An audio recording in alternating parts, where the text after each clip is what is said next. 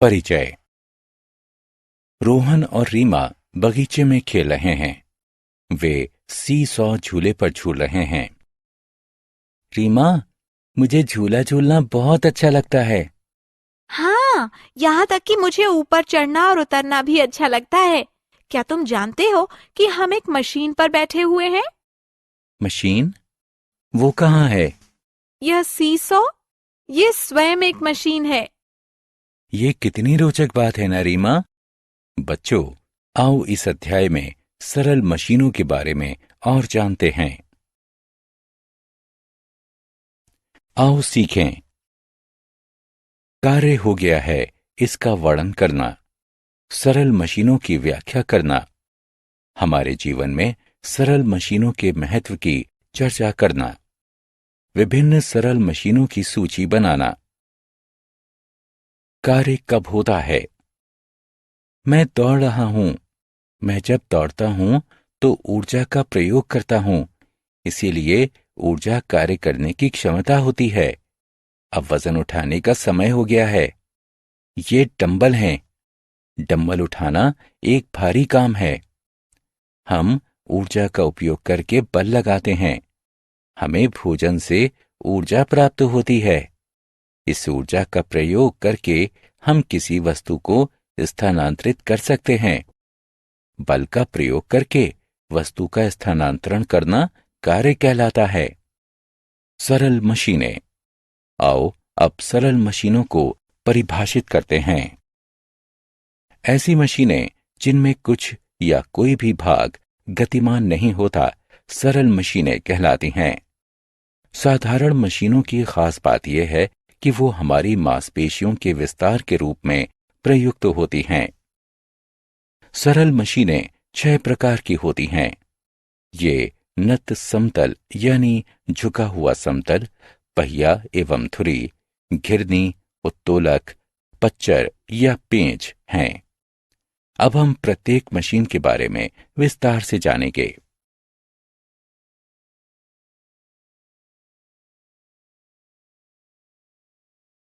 नत समतल यानी झुका हुआ समतल। नत समतल यानी झुका हुआ समतल एक ऐसी चपटी सतह होती है जिसका एक सिरा ऊंचा होता है तथा ये कार्य को आसान बनाता है, जिससे अधिक दूरी तय करने में कम मेहनत करनी पड़ती है। ये सबसे सरलतम मशीन होती है क्योंकि इससे कार्य करने में कुछ भी गतिमान नहीं होता है। ढाल यानी रैंप, ढलान यानी स्लाइड तथा सीढ़ियां नत समतल के उदाहरण हैं। पहिया एवं धुरी। क्या आप साइकिल चलाने का आनंद लेते हैं?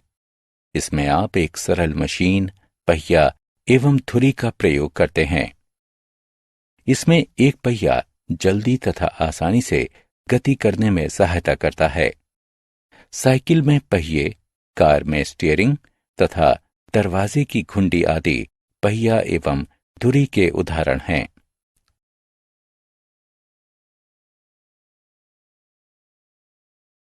घिरनी। इस लड़के को देखो, वो कुएं से पानी निकाल रहा है, लेकिन वो बाल्टी खींचने में असमर्थ है। अब वो घिरनी की सहायता से पानी की बाल्टी खींच रहा है। भार उठाने के लिए एक घिरनी में एक पहिए तथा एक रस्से का प्रयोग होता है, क्योंकि ये वस्तुओं को खींचने में प्रयुक्त होती हैं, अतः इसे घिरनी यानी पुली कहा जाता है। क्रेन, झंडे का खंबा यानी फ्लैग पोल तथा मिनी ब्लाइंड इसके उदाहरण हैं। उत्तोलक। क्या आप जानते हैं कि जमीन पर एक सी सॉ कैसे कार्य करता है? वैसे आप अपने दोस्त को इतना ऊंचा नहीं उठा सकते हैं, लेकिन जब आप सी सॉ के दूसरे छोर पर होते हैं तो उसे आसानी से उठाया जा सकता है। जब आप और आपका दोस्त सी सॉ के दोनों छोरों पर बैठ रहे होते हैं तो ये केंद्र में स्थित एक नियत बिंदु होता है। ये नियत बिंदु आधार यानी आलंब कहलाता है। आप अपने दोस्त को उठाने के लिए जो बल लगाते हैं वो आयास कहलाता है। दूसरे छोर पर बैठा हुआ आपका दोस्त भार कहलाता है। एक उत्तोलक एक सीधी छड़ होती है जो कि एक निश्चित बिंदु पर चलती है। एक उत्तोलक आपको भार उठाने में सहायता करता है। सी सॉ, प्लास यानी प्लेयर तथा बोतल खोलने का यंत्र आदि उत्तोलक के उदाहरण हैं। उत्तोलक 3 प्रकार के होते हैं। आइए इनके बारे में चर्चा करते हैं। प्रथम श्रेणी उत्तोलक। क्या आप अपने हाथों से बड़े भारी पत्थर को उठा सकते हैं? जी नहीं, लेकिन आप एक छड़ी की सहायता से ऐसा कर सकते हैं, जो कि प्रथम श्रेणी उत्तोलक कहलाती है। प्रथम श्रेणी उत्तोलक में आधार यानी आलंब केंद्र में स्थित होता है।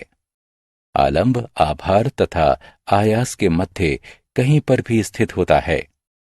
बर्मा यानी लौहदंड तथा कैंची प्रथम श्रेणी उत्तोलक के उदाहरण हैं।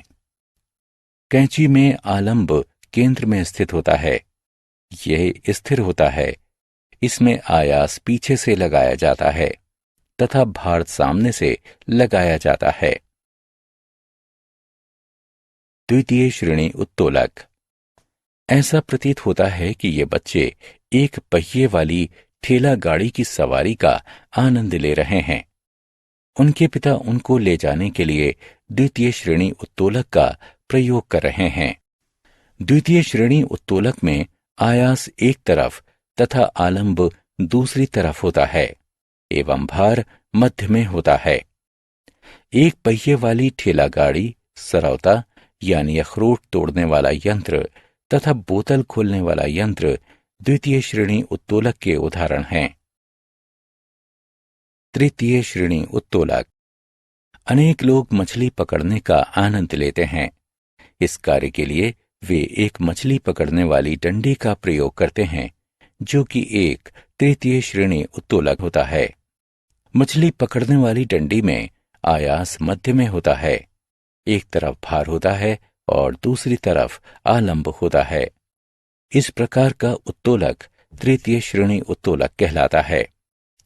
भुजा, मछली पकड़ने वाली डंडी, झाड़ू, स्टेपलर आदि तृतीय श्रेणी उत्तोलक के उदाहरण हैं। पेंच। पेंच भी एक सरल मशीन है। ये कील की तरह दिखाई देता है। एक पेंच एक छड़ के चारों तरफ लिपटा हुआ नत समतल होता है। पेंच को मोड़ने के लिए कम बल का प्रयोग करना पड़ता है, क्योंकि एक पेंच अधिक दूरी तय करता है।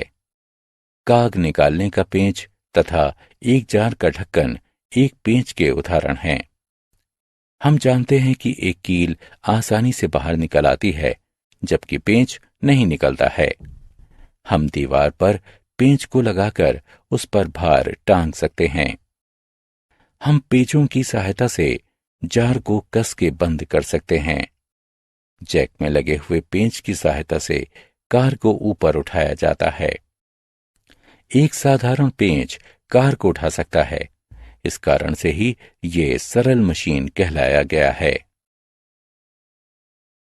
पच्चर। एक पच्चर में 2 नत समतल होते हैं, जो कि किसी वस्तु को उठाने या उसे तोड़ने के लिए परस्पर प्रयोग किए जाते हैं। चाकू, कुल्हाड़ी का सिरा, पेंचकश, छेनी आदि कुछ पच्चरों के उदाहरण हैं। कॉलम क का कॉलम ख से मिलान करें।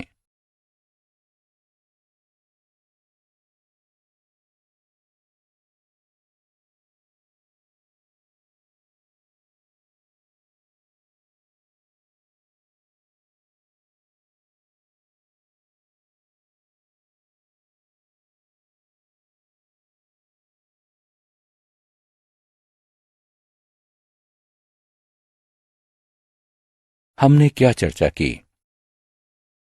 बल का प्रयोग करके वस्तु का स्थानांतरण करना कार्य कहलाता है। किसी भारी वस्तु को उठाना कठिन कार्य होता है। ऐसी मशीनें जिनमें कुछ या कोई भी भाग गतिमान नहीं होता है, सरल मशीनें कहलाती हैं। सरल मशीनें 6 प्रकार की होती हैं। ये नत समतल, पहिया एवं धुरी, घिरनी, उत्तोलक, पच्चर तथा पेंच हैं। नत समतल यानी झुका हुआ समतल एक ऐसी चपटी सतह होती है जिसका एक सिरा ऊंचा होता है। ये कार्य को आसान बनाता है। पहिया एवं धुरी में एक पहिया जल्दी तथा आसानी से गति करने में सहायता करता है। भार उठाने के लिए एक घिरनी में एक पहिए तथा एक रस्से का प्रयोग होता है। एक उत्तोलक एक सीधी छड़ होती है जो कि एक निश्चित बिंदु पर चलती है। एक उत्तोलक आपको भार उठाने में सहायता करता है। प्रथम श्रेणी उत्तोलक में आधार यानी आलंब केंद्र में स्थित होता है। आलंब आभार तथा आयास के मध्य कहीं पर भी स्थित होता है। द्वितीय श्रेणी उत्तोलक में आयास एक तरफ तथा आलंब दूसरी तरफ होता है एवं भार मध्य में होता है। तृतीय श्रेणी उत्तोलक में आयास, भार तथा आलंब के मध्य में होता है। एक पेंच एक छड़ के चारों तरफ लिपटा हुआ नत समतल होता है। दो नत समतल परस्पर मिलकर एक तेज धार बनाते हैं जो कि पच्चर कहलाता है।